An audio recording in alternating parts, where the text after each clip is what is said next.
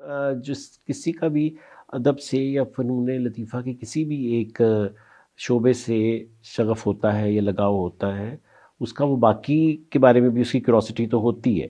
दूसरा ये कि जो आप जिस तरफ इशारा कर रहे हैं परफ़ॉर्मिंग आर्ट्स, वो चूँकि बहुत विज़ुअल है, विज़िबल है, तो ये भी एक शायद ज़माने का तकाज़ा होता है और आपके लिए बड़ी अट्रैक्शन होती है, ख़ास तौर पे नौजवानी में। और आपको बड़ा वो इंस्टेंट कम्युनिकेशन दिखाई देती है उन चीज़ों में।